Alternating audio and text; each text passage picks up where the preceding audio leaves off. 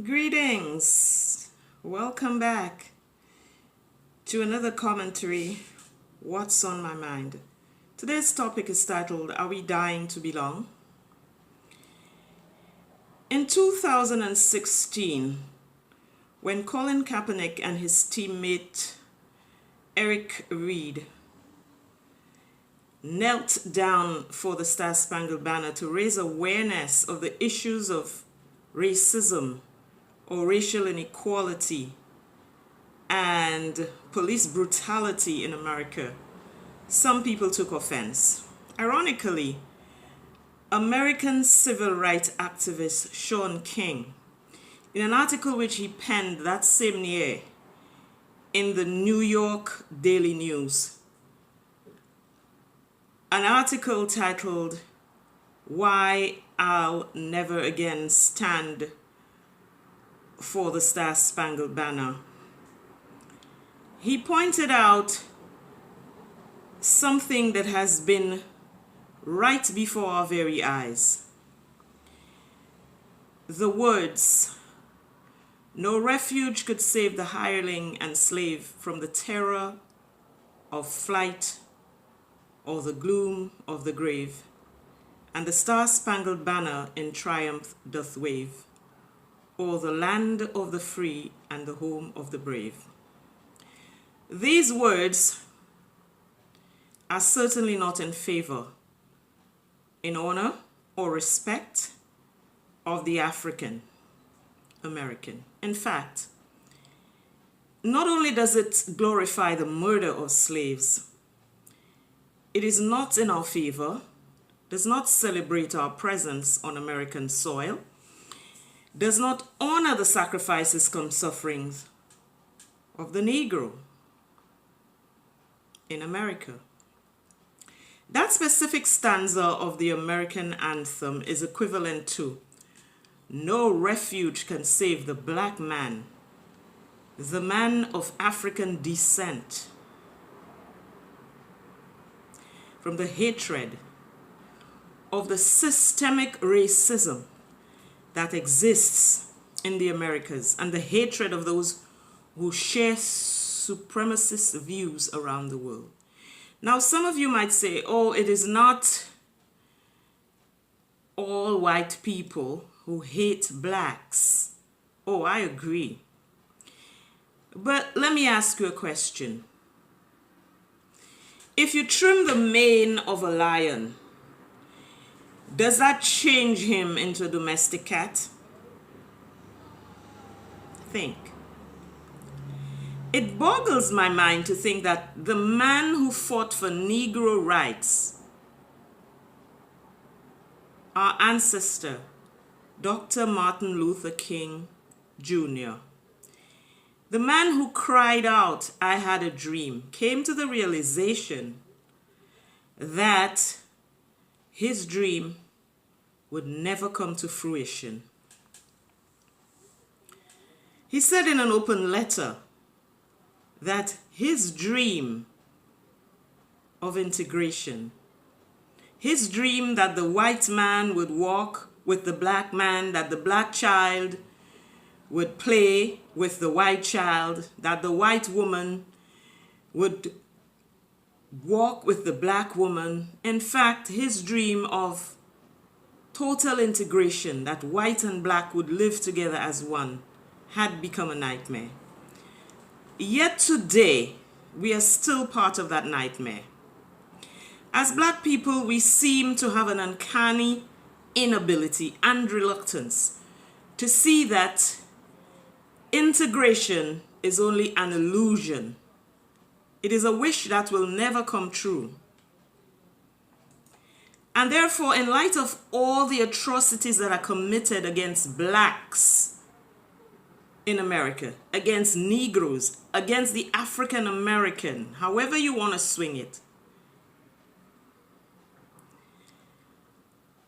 we protest, throwing tantrums, yelling for justice, expressing our emotions full throttle, still hoping that change will come.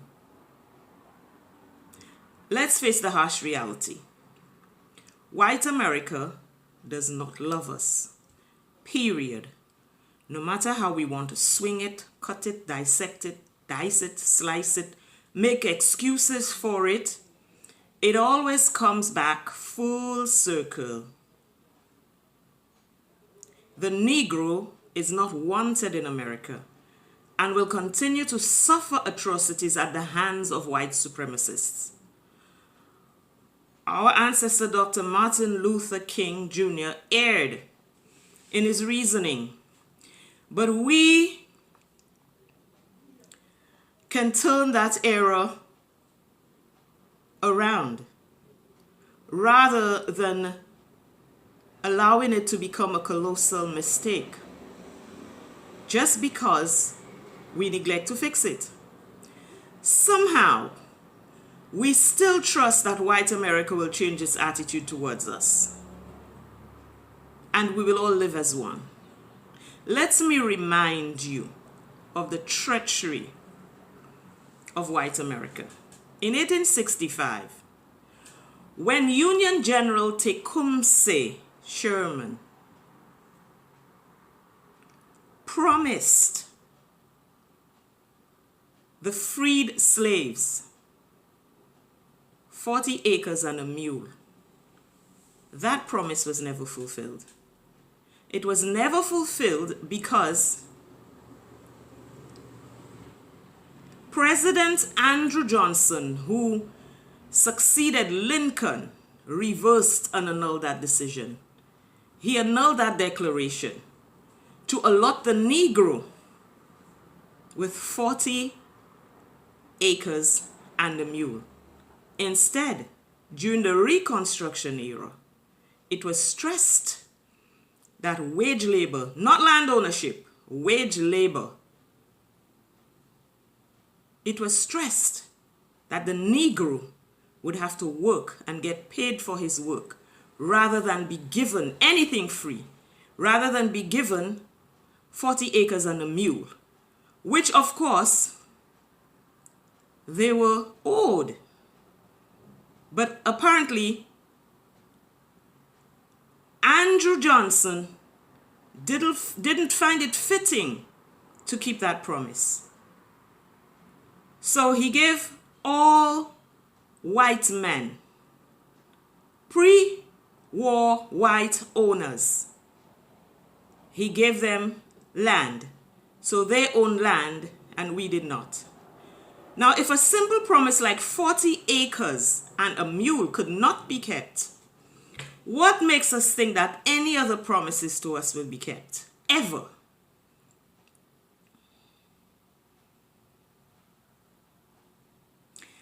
I understand that some of us would want to reform that devil. We would want to reform that system. And when I speak about the devil, I am speaking about the extremely disagreeable beings who belong to that system that absolutely hate blacks. So my friends, let me tell you and understand this. You cannot change that which is corrupt. Are you with me? It appears that we are dying to belong. We fight to live among them. We fight to wear their brand name clothing and shoes. We fight to work in their factories among them, in their businesses, to shop in the same stores as they, to rub shoulders with them at festivals, to share our cultures with them. We fight to walk the same streets with them. We fight to patronize their restaurants, to eat their junk food and drink of the same poisons as they. We fight to worship their gods and practice their religions.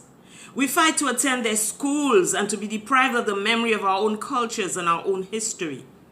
Meanwhile, they set their rabid dogs on us in the guise of police officers who every time they see a black person, white police officers who every time they see a black person, particularly a black man, they go wild with anger and excitement. Their adrenaline starts pumping and they want to kill. Is that the equality and freedom that comes to mind when we holler in the streets and exert our energy until we're spent? Why won't we acknowledge and accept that the land of the brave and the free is actually the land of discrimination, chaos, mayhem, madness, injustice, and mere bondage? Are we becoming complicit in affecting our own expiration? Think on that, my people. Don't forget to like and subscribe, share, and comment. Let us have this discussion. Thank you. To be continued.